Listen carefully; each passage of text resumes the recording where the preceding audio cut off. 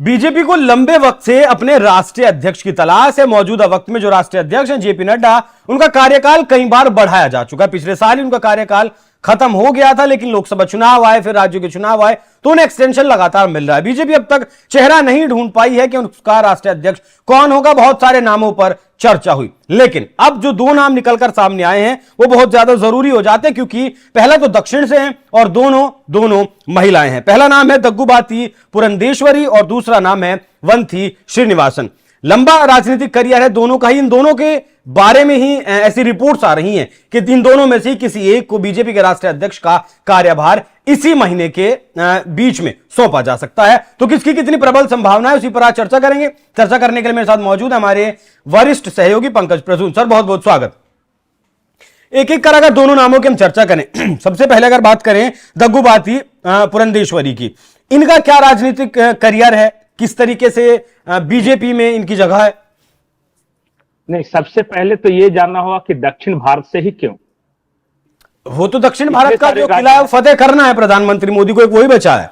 नहीं, अभी जो आने वाला जो राष्ट्रीय अध्यक्ष होगा उसका 2 साल का कार्यकाल होता है।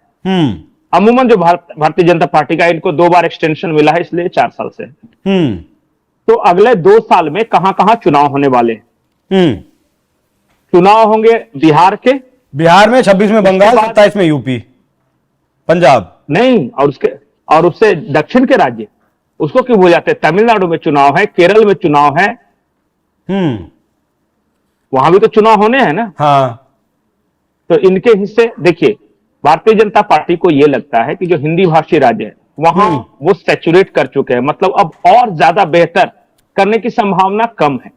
क्योंकि जैसे देखिए, गुजरात की सभी सीटें, मध्य प्रदेश की सभी सीटें, राजस्थान में सरकार है ही, बिहार में सरकार है ही, उत्तर प्रदेश में सरकार है, तो जो भी हिंदी भाषी राज्य, अब दिल्ली में भी है, तो वहां पे अब बहुत ज्यादा गुंजाइश आगे बढ़ने की नहीं बची है। तो अब एक्सटेंशन हो कहां सकता है पार्टी का? वो हो सकता है दक्षिण में, जहां के 4 राज्य में से अभी चारों भारतीय जनता पार्टी के पास नहीं है। एक जगह सहयोगी दल के रूप में है ये, जो आंध्र में चंद्रबाबू नायडू के साथ बना रहे हैं। अब तो 5 राज्य वहां हो गए। ठीक है।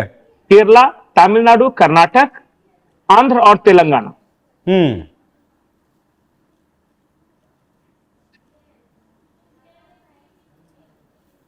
है कि ये जो दक्षिण के राज्य हैं, इनमें सीटों की संख्या भी अच्छी खासी है और वहां एक्सटेंशन होना भी बाकी है। अब वैसे में इसलिए यह चर्चा उठी है कि दक्षिण भारत से कोई इस बार भारतीय जनता पार्टी का राष्ट्रीय अध्यक्ष हो सकता है। हालांकि वेंकैया नायडू पहले रह चुके हैं। हाँ। आंध्र प्रदेश के, संयुक्त आंध्र प्रदेश में। अब दूसरी बात आती है कि महिला क्यों? अब तक भारतीय जनता पार्टी ने जितने भी राष्ट्रीय अध्यक्ष बनाया, सभी के सभी पुरुष हैं। एक भी महिला को आज तक मौका नहीं मिला। दलित को मौका मिल गया, ओबीसी को मौका मिल गया, सवर्ण को मौका मिल गया, समाज के हर सेगमेंट को मौका मिल गया है, लेकिन अभी तक महिला कोई नहीं बनी। तो इसलिए ये अंदाजा लगाया जा रहा है कि कोई दक्षिण भारत की होगी और महिला होगी।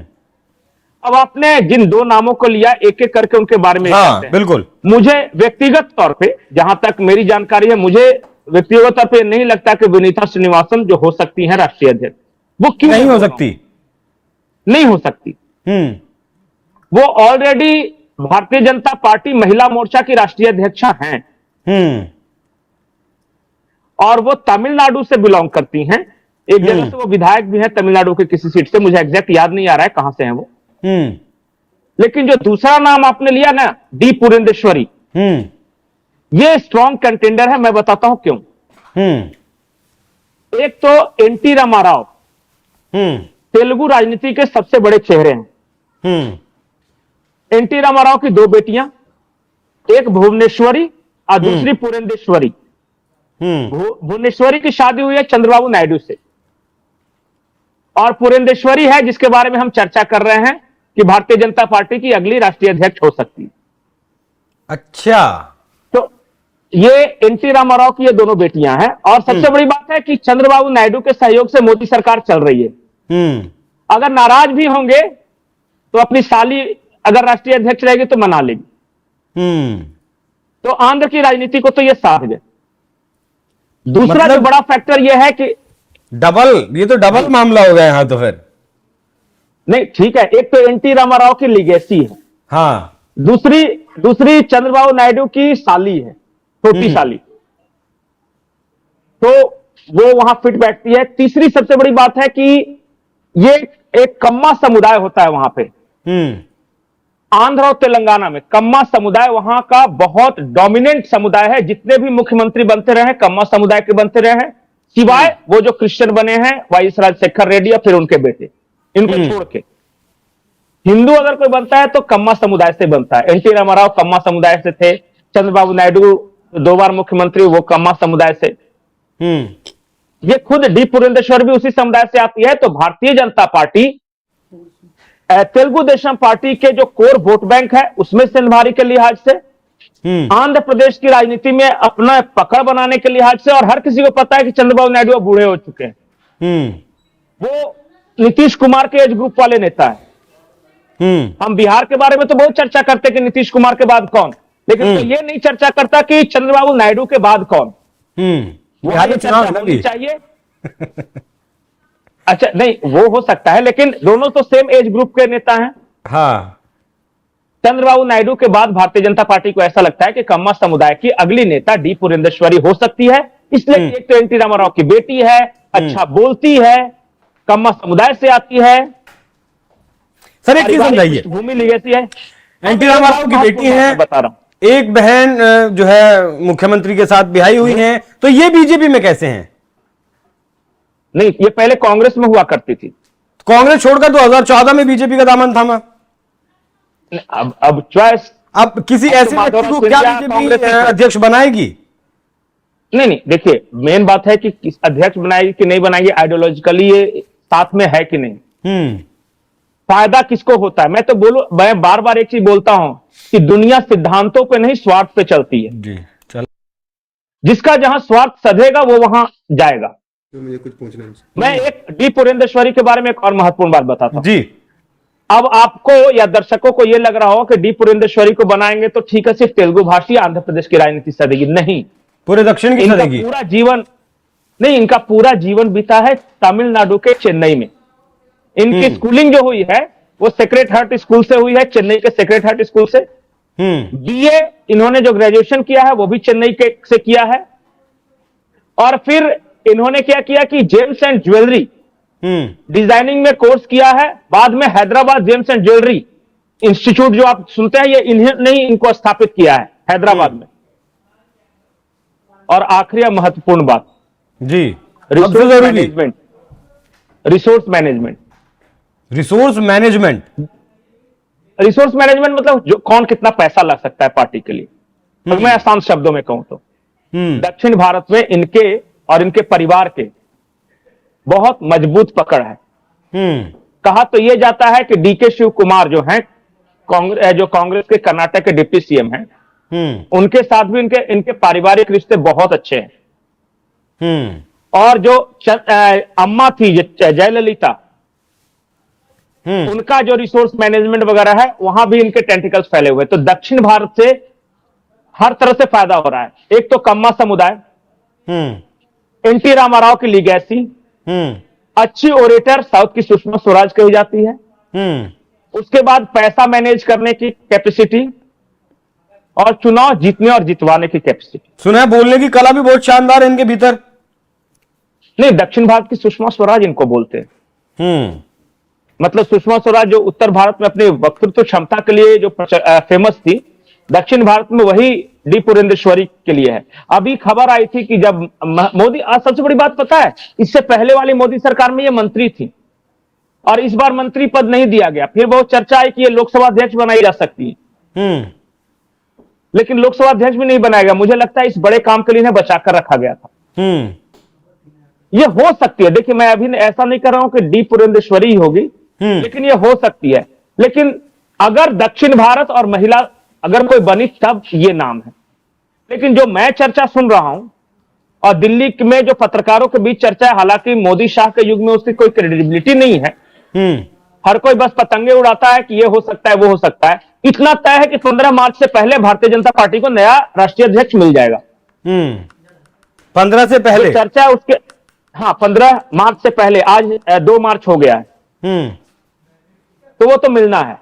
एक और मैं महत्वपूर्ण बात बताता हूं कि दिल्ली के पत्रकारों के बीच चर्चा ये है कि जो जम्मू कश्मीर के जो राज्यपाल हैं मनोज सिन्हा, हो सकता है कि उन्हें बीजेपी का नया राष्ट्रीय अध्यक्ष बनाया जाए, क्योंकि उनका कार्यकाल भी पूरा हो रहा है और जिस डिटेलिंग में वो जाते हैं, जैसे जम्मू कश्मीर को जिस तरह से उन्होंने संभाला है और जिस डिटेल्स में वो काम करते हैं, वो अमित शाह को बहुत ज्यादा पसंद है और मोदी जी को भी जी। ये हो सकता है, तो उनके बारे में भी चर्चा है कि हो सकता है कि मनोज सिन्हा को लाया जाए। और बहुत इस तरह के नामों की चर्चा हो रही है। कोई ये कह रहा है कि ओबीसी कोई बनेगा तो भूपेंद्र यादव बनेंगे, लेकिन मुझे लगता नहीं कि ओबीसी बनेगा, क्योंकि ऑलरेडी प्रधानमंत्री ओबीसी हैं, राष्ट्रपति एसटी हैं, और तो मुझे नहीं, आपने जो शुरुआत में जो बात कही कि अब पार्टी का विस्तार कहां करना है, जिन राज्यों में बीजेपी है वहां तो है ही, वहां क्या ही बढ़ाएगी, लेकिन दक्षिण में फिलहाल कोई से भी राज्य में सरकार नहीं है, कर्नाटक में थी वो गंवा दी, तो पूरे दक्षिण को साधने की तैयारी हो सकती है। इस पॉइंट में आपके दम है?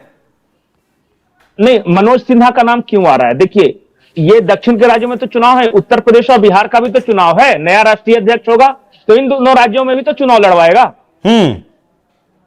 और मनोज सिन्हा जाति के भूमिहार हैं और बिहार में ये जो जाति है हमेशा से भारतीय जनता पार्टी का परंपरागत वोट बैंक मानी जाती रही है, लेकिन मिला कुछ नहीं है। कई भूमिहार नेताओं को शिकायत रही है गिरिराज सिंह के अलावा, तो हो सकता है कि वो भी एक फैक्टर ध्यान में रखें, क्योंकि वहां पे अगर कोई अति पिछड़ा मुख्यमंत्री बनता है और अगर बीजेपी का राष्ट्रीय अध्यक्ष कोई सवर्ण हो, भूमिहार हो, और इस बार राजपूतों को बहुत ज्यादा टिकट दिया गया है बिहार में, तो वो हर तरह का सामाजिक समीकरण बैठाया जा सकता है। और फिर उत्तर प्रदेश का चुनाव है, उत्तर प्रदेश में भी मनोज सिन्हा जानते हैं उत्तर प्रदेश को, तो हो सकता है वहां एक एडेड एडवांटेज हो। नहीं, उत्तर प्रदेश में तो मुझे लगता है कि योगी आदित्यनाथ काफी हैं। नहीं, वो काफी हैं, लेकिन एक राष्ट्रीय अध्यक्ष की अपनी भूमिका है। बिल्कुल। और तो ठीक है, मैं जो नाम ये कर रहा हूं अभी एक चर्चा, चलिए उन नामों पर नहीं जाएंगे पंकज, नहीं जाएंगे उन नामों पर नहीं जाएंगे। मैं बात कर रहा हूं आपसे, अगर इन दोनों नामों में से किसी एक को बनाया जाता है, महिला प्लस दक्षिण की या पुरंदेश्वरी को अगर बनाया जाता है, तब दक्षिण को साधने में बीजेपी कितना कामयाब रह सकती है? देखिए, ये कोई एक दिन का काम तो है नहीं, इंस्टेंट मैगी तो है नहीं कि पानी में उबाला डाला और तैयार हो गया। ये ग्रेजुअल प्रोसेस है जो किसी भी पार्टी का जो विस्तार होता रहता है। भारतीय जनता पार्टी लंबे अरसे से कोशिश कर रही है कि केरला में, तमिलनाडु में, आंध्र और तेलंगाना में पार्टी के फुटहोल्ड्स बढ़े। अभी तेलंगाना में बहुत अच्छा प्रदर्शन किया है, वो प्रिंसिपल अपोजिशन पार्टी हो गए। कर्नाटक में हमेशा से मजबूत रही है भारतीय जनता पार्टी, भले ही अभी सरकार में नहीं हो। तमिलनाडु में कोशिश करिए, बड़ा राज्य है सीटों के लिहाज से, तो ये सब देखिए चल रहा है, एक दिन का नहीं है, लेकिन हां कोशिश कर रही है पार्टी। और इतना मैं जानता हूं कि जो पार्टी ईमानदारी से कोशिश करती है वो बढ़ती है, हम देख रहे हैं। किसी जमाने में कांग्रेस एक लौती ऐसी पार्टी थी जिसका उत्तर से लेकर दक्षिण तक और पूरब से लेकर पश्चिम तक संगठन था। आज नहीं है। वही कोशिश अपने आप सिमटते चले गए, दूसरे का क्या दोष है? ठीक है, और बहुत नहीं हो रहा है ना, सबसे बड़ी बात। बहुत बहुत धन्यवाद आपका। 2001 में पुरंदेश्वरी लोकसभा की सांसद चुनी गई थी, 2004 और 5 में सर्वश्रेष्ठ सांसद का इन्हें पुरस्कार दिया गया था। 4 जुलाई 2023 को आंध्र प्रदेश की जो बीजेपी की इकाई है उसका अध्यक्ष इन्हें बनाया गया था। एनटी रामाराव की बेटी हैं। सबसे बड़ा प्लस पॉइंट इनके साथ यही है कि एक लेगेसी परिवार की जो है और राजनीतिक परिवार से आती हैं तो राजनीति को बेहतर तरीके से जानते हैं। जी पंकज जी, आखिरी बात कि जो डी पुरंदेश्वरी अगर बनती है तो ये जो लैंग्वेज वार या भाषा विवाद चल रहा है ना दक्षिण भारत में, वो समाप्त हो जाएगा। इसलिए कि ये खुद 5 भाषाओं की जानकार है। ये तमिल तो मैंने बताया है कि चूंकि सारी पढ़ाई लिखाई स्कूल कॉलेज सब तमिलनाडु में हुई है। तेलुगु जानती हैं, हिंदी जानती हैं, इंग्लिश जानती हैं और एक फ्रेंच जानती हैं। ये 5 भाषाओं की जानकारी। पीवी नरसिम्हा राव के बाद आंध्र प्रदेश से दूसरा ऐसा नेता होगा जिसे इतनी भाषाओं की जानकारी और एक्सपर्ट है वो। ठीक है, तो बहुत सारे प्लस पॉइंट इनके पास हैं। अब देखना दिलचस्प होगा कि इन नामों की चर्चा तो बहुत जोरों शोरों से चल रही है। पंकज जी का कहना है 15 तारीख से पहले पहले मोहर लग जाएगी नाम पर। अब किसके नाम पर लगेगी वो देखने वाली बात होगी, या फिर मोदी इतिहास बदलते हुए पहली बार किसी महिला के हाथ में बीजेपी की कमान सौंपते हैं, यह भी देखना दिलचस्प रहेगा। पंकज जी बहुत बहुत धन्यवाद। दर्शकों चर्चा कैसी लगी कमेंट कर जरूर बताइएगा। नमस्कार।